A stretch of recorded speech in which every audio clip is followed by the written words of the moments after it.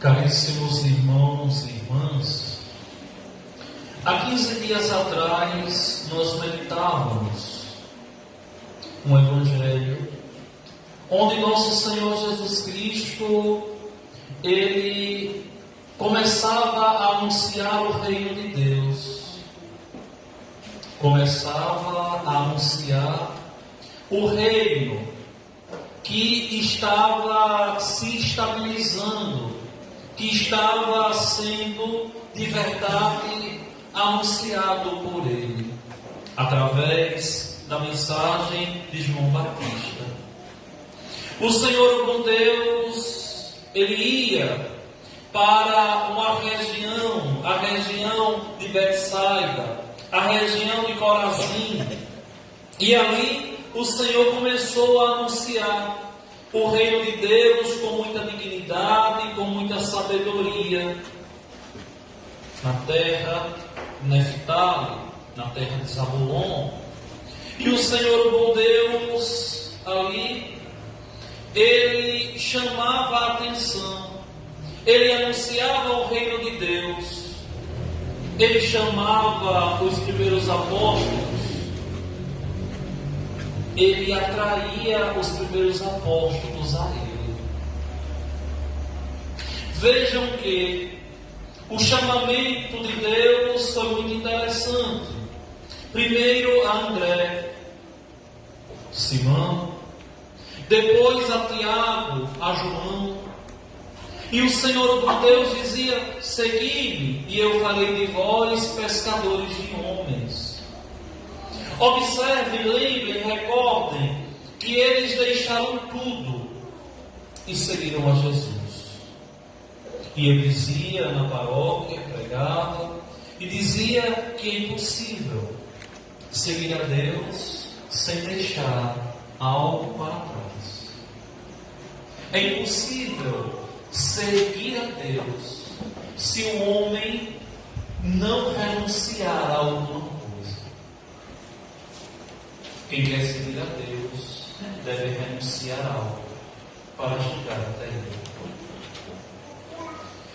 Esse encontro do homem com Deus faz com que o homem, ele, em meio às adversidades da vida, ele seja capaz de escolha, ele seja capaz de escolher. Escolher ser de Deus, conhecendo os seus pecados, conhecendo os seus defeitos, conhecendo os seus limites, conhecendo os seus vícios, as suas fraquezas, mas tomando consciência que sou de Deus. E pedindo a Deus a graça de vencer, de superar, de amadurecer, de ser cada vez mais religioso, vivendo verdadeiramente a virtude da religião, sendo alguém que é de Deus, sendo alguém que pertence a Deus, sendo alguém que trabalha unicamente por amor a Deus, por nada nem por ninguém, mas por amor a Deus. Na semana passada, vocês escutaram um dos discursos mais bonitos de Jesus. Ele depois que chamou os apóstolos, ele agora vai à montanha e de lá ele discursa a multidão. E ele começa a ali exaltar aqueles que pertencem a ele, aqueles que aprenderam a deixar, aqueles que aprenderam a renunciar, aqueles que tomaram consciência que mesmo no pecado, lutando todos os dias para vencer o pecado, querem seguir a Deus. E Jesus começou: bem-aventurados os mansos, bem-aventurados os puros, bem-aventurados aqueles que são perseguidos por causa da justiça, porque deles é o reino dos céus. Quem é bem-aventurado? É bem-aventurado não é aquele que não tem pecado. O bem-aventurado é aquele que tem muito mais qualidades do que defeitos. É aquele que se deixa conduzir por Deus, para ter o coração moldado por Ele, para que cada dia vá sendo melhor, melhor amanhã do que hoje, melhor daqui a um mês do que hoje, melhor daqui a um ano do que hoje. E esse exercício nós temos que fazer olhando a nossa história de fé. Há um ano atrás, como é que estava a sua vida? Será que hoje você está melhor na fé do que há um ano atrás? Se sim, continue, o caminho é esse. Se não, está na hora de despertar. Se não, está na hora de começar de verdade a fazer a opção por Deus. Só que esse processo de ser Deus, muito mais que a vontade, é o desejo na oração. Não adianta ter vontade de mudar se eu não transformo isso num desejo oracional dentro de mim. Senhor, eu quero, me ajuda. Senhor, eu desejo ser assim, me ajuda. E Deus vai dando a graça. E Deus vai dando de verdade tudo aquilo que for necessário para que o homem, para que o ser humano seja cada vez mais doido. Chamou, proclamou as bem-aventuranças e agora, no texto de hoje, no domingo de hoje, nosso Senhor vai dizer quem é o cristão. Com duas figuras, mas ele vai dizer quem é o cristão. Ora, se o sal se torna insosso, com que salgaremos? Ele não servirá para mais nada, senão para ser jogado fora e pisado pelos homens. Vós sois luz do mundo. Não pode ficar escondida uma cidade construída sobre um monte. Ninguém acende uma lâmpada e a coloca debaixo de uma vasilha, mas sim num candeeiro, onde brilha para todos os que estão na casa. Vós sois o sal da terra, vós sois a luz. O que é que Jesus está dizendo aqui? Nosso Senhor está dizendo simplesmente que o cristão é diferente. Nosso Senhor está dizendo que o cristão é diferente.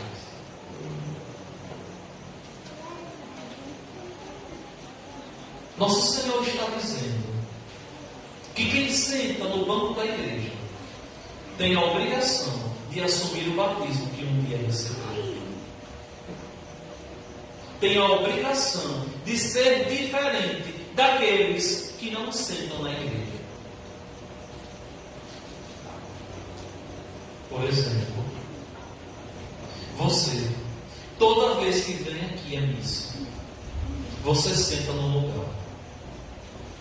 Se alguém sentar no seu lugar, você não fica bem. Porque na sua cabeça você diz assim: aqui é o meu lugarzinho. Eu sou capaz, de sentar em casa e fazer uma lista aqui e dizer: fulano senta aqui, fulano. Até que morreu eu fico de sentado. Senta aqui, senta aqui, senta aqui. E se mudar de lugar, eu digo: faltou a missa, mas porque mudou o lugar.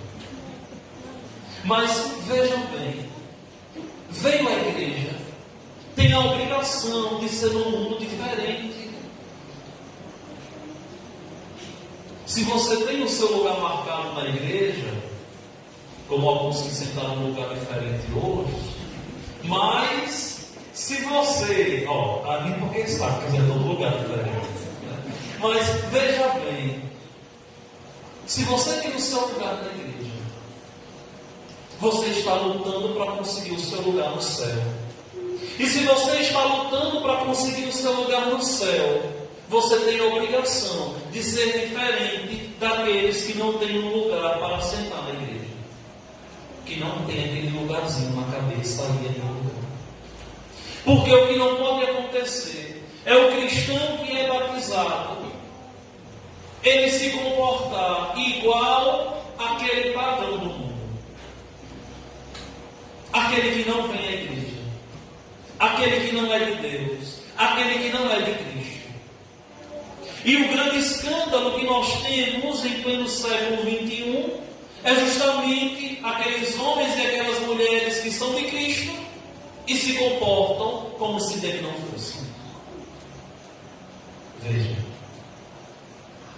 vamos explicar isso aqui. Quem é batizado? Começar pelos homens, viu? O homem batizado, casado na igreja, tem a obrigação de ser fiel. Tem a obrigação de conduzir os filhos. Tem a obrigação de conduzir e ajudar a esposa. Tem a obrigação de ser um bom pai, um bom esposo, um bom patrão, se tiver funcionário, um bom funcionário, um bom filho. A esposa que é batizada, que é casada na igreja, tem a obrigação de ser fiel ao marido, de ter paciência com os filhos dentro de casa.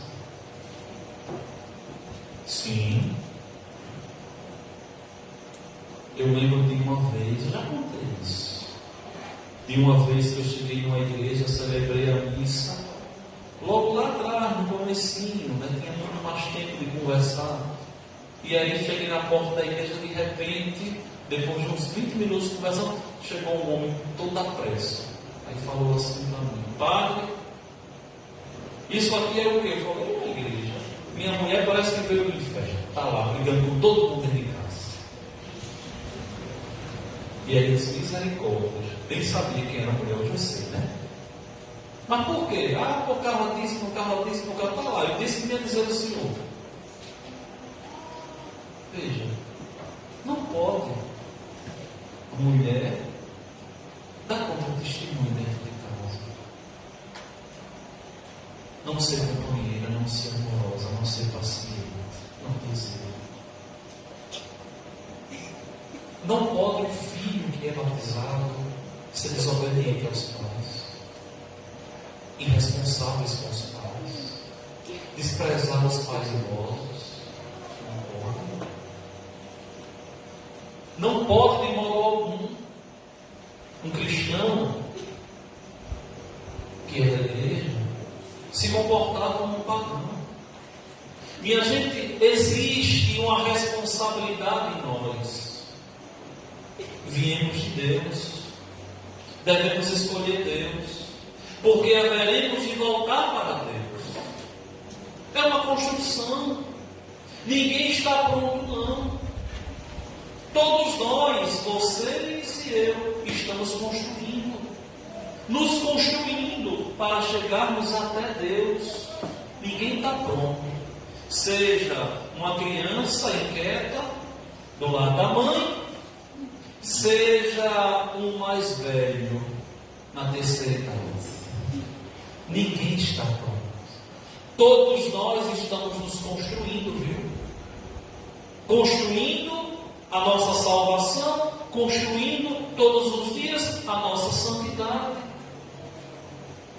É preciso que nós tomemos consciência de sentirmos prazer de ir à igreja,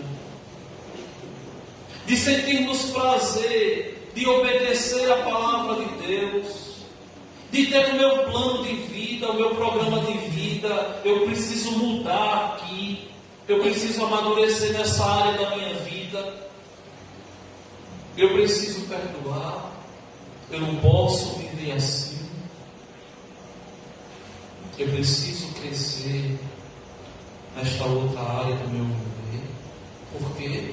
Simplesmente porque sou de Deus. Porque quero o céu. Porque desejo chegar desejo contemplá-lo. E se porventura estou eu vivendo uma vida errante, uma vida errada, que eu deva assumir o meu batismo e me emendar. Se eu não estou crismado, eu tenho que lutar para crismar. Se eu tenho alguém em casa que é pagão, eu tenho que buscar batizar. Se eu estou vivendo e sou amaziado, eu preciso casar.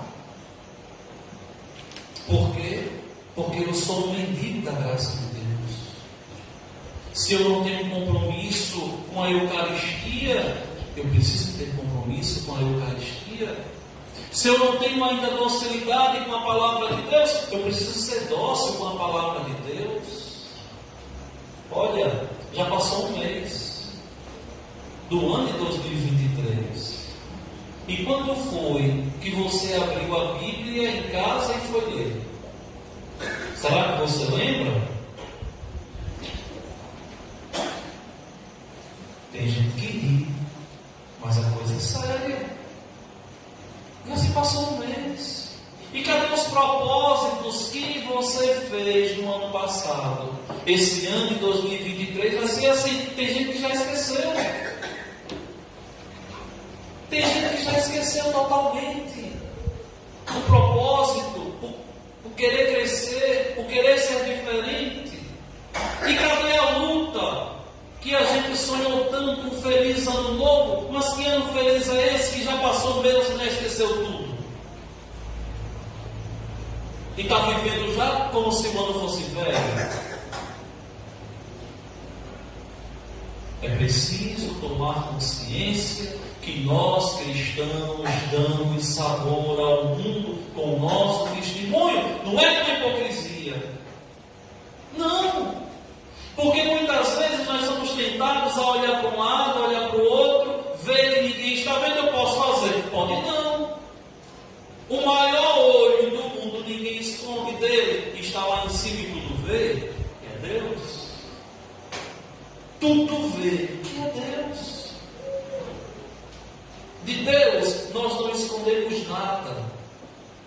E vejam que, por amor a nós, Deus não nos trata como merecíamos ser por Ele tratados, porque nos ama.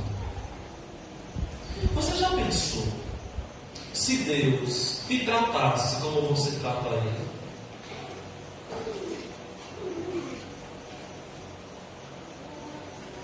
Porque tem gente que só lembra de Deus quando precisa. Já pensou? Se Deus te tratasse do mesmo jeitinho que você trata Ele, com esse desprezo que você tem de compromisso zero com Deus? Porque, olha, minha gente, é impressionante. Mas aquele questionamento de Jesus no Evangelho de Marcos, que diz assim: quando o Filho do Homem voltar sobre a terra, vai encontrar fé?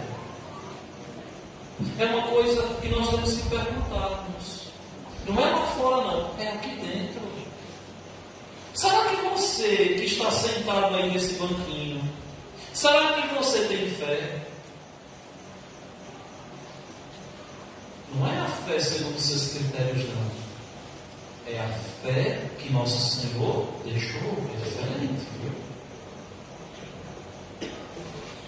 É a fé na Eucaristia. É a fé nos sacramentos. É a fé na igreja. Não na igreja pedra, igreja nós, povo de Deus.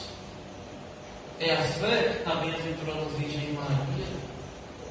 A fé na salvação.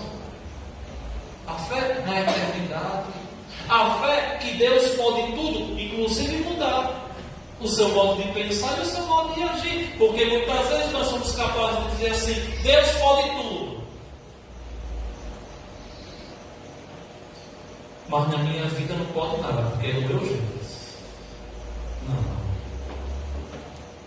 A mudança começa em nós, nos comportando como verdadeiros filhos de Deus. Você que é batizado, que é crismado. Eu que sou ordenado aqui. Nós temos uma marca, um caráter que nunca se apaga. Nós pertencemos a Deus. Somos de Deus. E por sermos de Deus, nós precisamos ser obedientes ao Senhor, o bom Deus. Não podemos, de modo nenhum, a gente vir à igreja e lá fora fazermos tudo errado.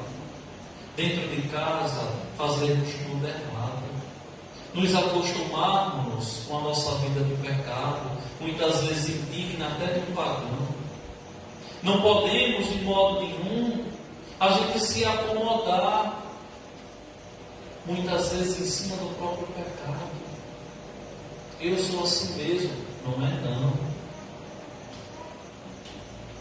Muitas vezes tem pessoas que pensam que querem seguir a Deus segundo seus próprios critérios.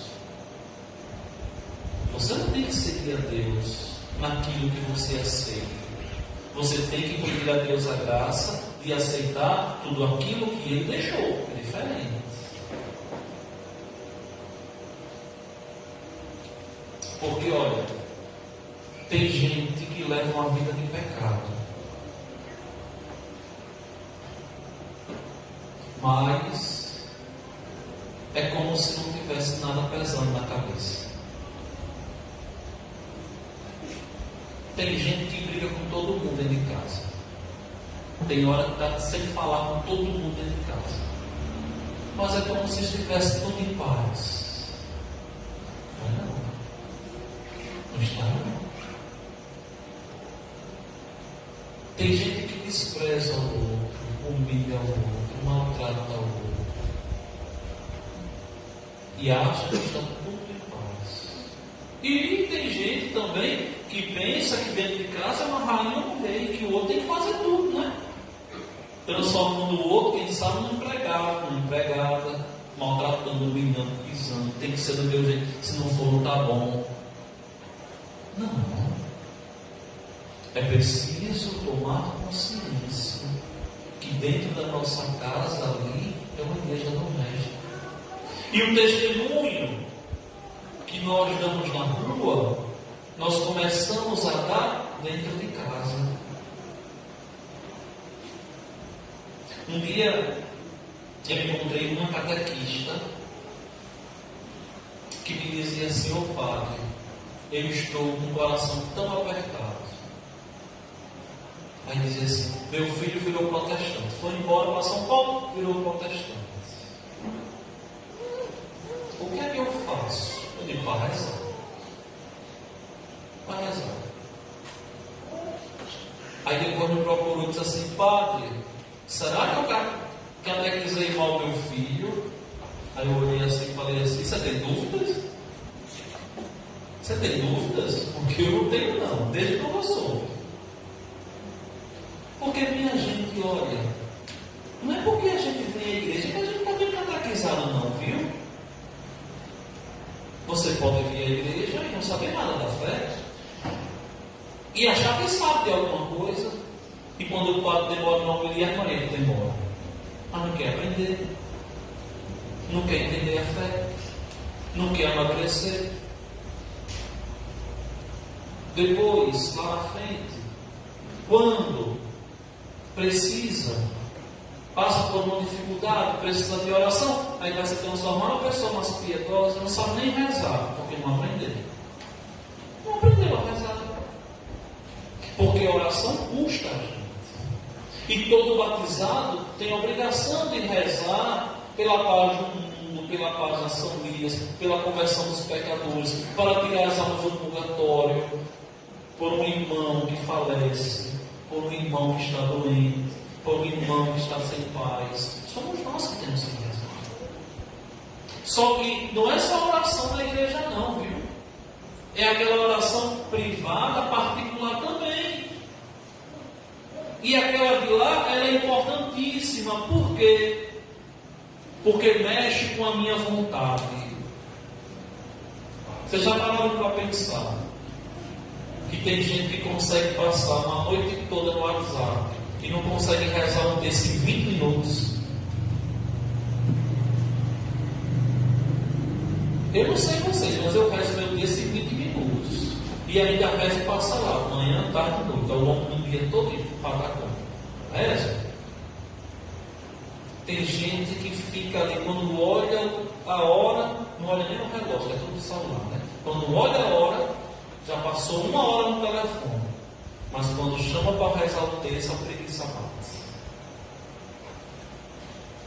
Eu perguntei distante: quando foi que você leu a palavra de Deus a última vez?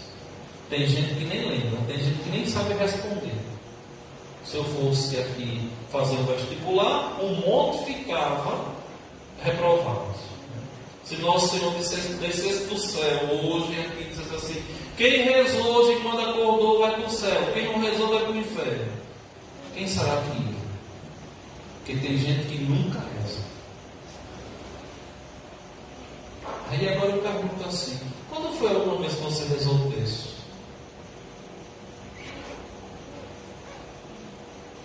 Porque tem gente que faz contas. E é um tempinho, uma micharia de tempo, 20, 30 minutos no máximo. E tem até legionário, viu? Que não tem compromisso em rezar todo dia o texto. Não sei para que está na Legião de Maria.